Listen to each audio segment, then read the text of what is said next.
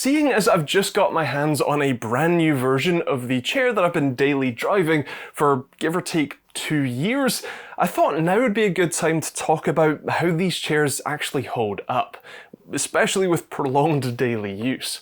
I've had my butt planted firmly in one of many NOBLECHAIRS for going on 6 years at this point, so I've got a pretty decent amount of experience with the various models.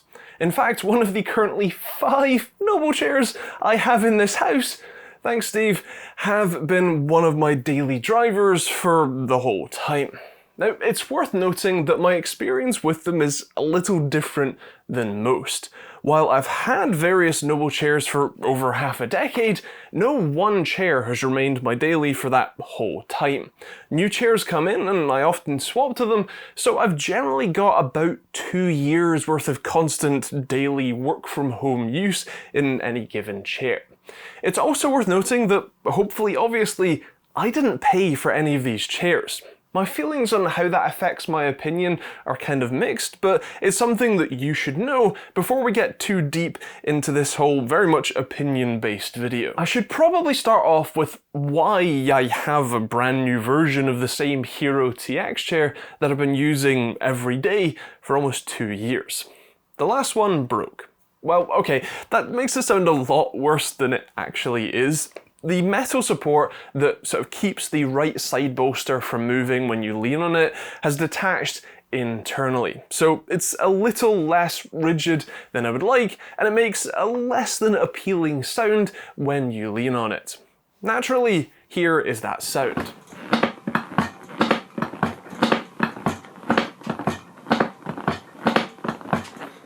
Now, the issue doesn't make the chair unusable, and I'm 98% sure that if I unzip the back cover and move a bit of foam and then add a bit of JB Weld on that sucker, it's going to be back to 100% again. I'm probably going to do that anyway, but still, when I reported the issue to Mr. Free Chairs himself, he immediately sent me a replacement. I must admit I was expecting just a new seat back, but I won't say no to a whole new chair. Also, when I say immediately, I mean I reported the issue and 24 hours later, on a Saturday no less, I got this delivered. While I know that that is a content creator talking to their marketing team, he did order it through their RMA system, which shows that they are set up to solve those issues rather quickly. It doesn't seem like it's all that difficult for them to arrange that sort of RMA, which is great to see. While we're talking about the failed parts on my Hero TX, I thought it'd be worth mentioning what other problems I've had with these chairs over the years. Well, all 2 anyway.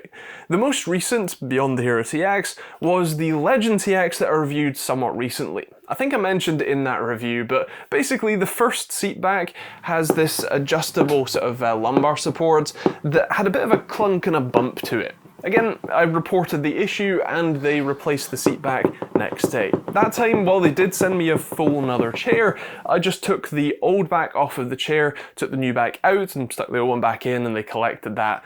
Because if it's not clear, I really don't have any space for another NOBLECHAIR, so yeah, glad they took that one back. Again, the issue that I had wasn't a complete deal breaker or made the chair unusable, but it is nice that they were able to rather quickly solve it for me. The only other issue that I had was a little larger of a failure. These chairs all have a tilt mechanism that lets the whole chair body swing backwards, and importantly, it has a little foot inside that lets you latch the base into a number of different positions. That foot is held in by 2 long bolts. Maybe M6, if memory serves right, maybe M8. Either way, relatively small, although it's a tension and compression load, not a shear load, so it's fine normally. Anyway, basically one of those bolts snapped when my hefty weight sat down on the chair, and because my hefty weight was sat down on the chair and one of the bolts snapped, the other one sheared off as well. Again, the chair did still function, but it would tilt freely backwards, which gets a bit annoying. Again, I was shipped a new tilt mechanism and I think a gas strut and base and wheels because, I mean, once you sit down on these things, the gas strut is practically welded into place, and so you kind of need a new one if you're going to replace that. But either way, I think that was for the icon, which I normally use for filming up here now, and I've not had that same issue again, so very much looks like it's just a one-off kind of manufacturing defect in a bolt that I eventually stressed enough to snap, and they were very quick to solve that problem for me. Considering that I've had something like 7 different models in over the years, these 3 fairly minor failures aren't all that bad. So onto the more subjective thoughts on the physical build quality and wear characteristics. The faux leather hero that I have downstairs has probably had the most seat time, and honestly, despite some discoloration to the white stitching down by my belt and bottom area, everything else feels fine with it. It's still just as supportive, the faux leather isn't peeling or disintegrating, and there isn't much in the way of visible damage. The Hero TX is next on the list, and that's the one that broke, but I mean, forgetting that injury, the rest of the chair feels perfectly fine.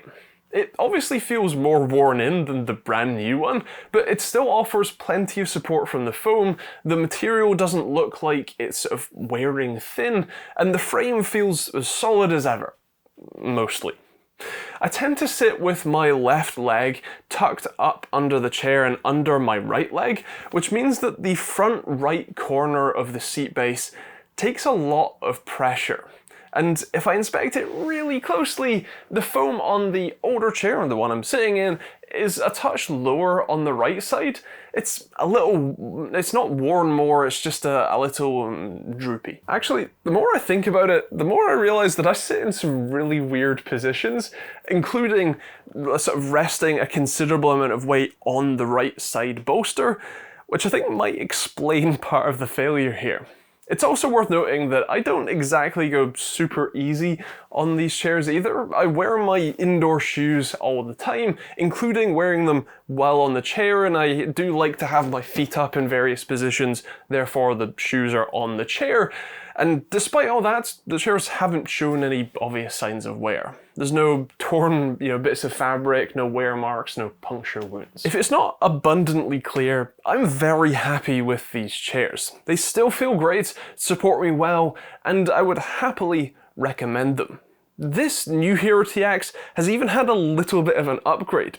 Instead of a loud clicky lumbar support, like that, they've switched to a cherry red style, smooth, linear switch instead. I mean dial.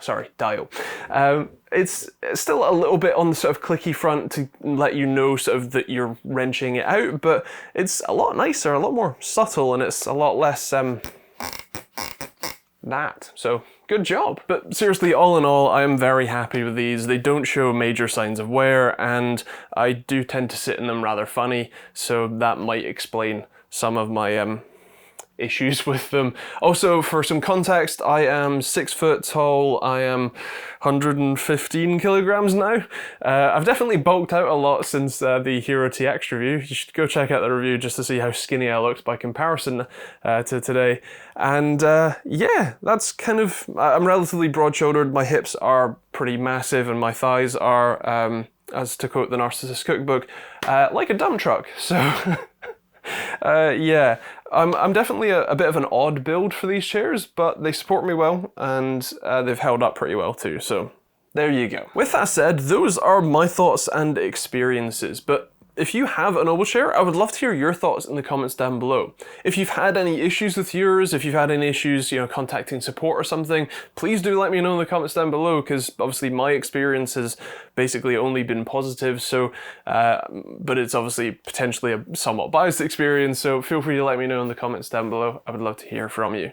Other than that, if you're interested in picking up a NOBLECHAIR, I will leave some affiliate links in the description that don't cost you anything extra to use, but do help me out when you use them, and that's kind of it. If you want to see actually not any more chair reviews, please Steve, I can't fit any more chairs in here, then normal tech reviews, hit the subscribe button and turn on the bell notification icon. You can also check out the actual chair reviews that I've already done on the end cards when they pop up in a second. You can support my ramblings and idiocy through the links in the description. You can do so through YouTube, Patreon, pick up a hoodie or t-shirt like this one that I designed myself, or if you fancy testing some response times or potentially latency coming soon, check out osrtt.com. Other than that, that's kind of it. Thanks for watching, hope you enjoyed it, and we'll see you on the next video.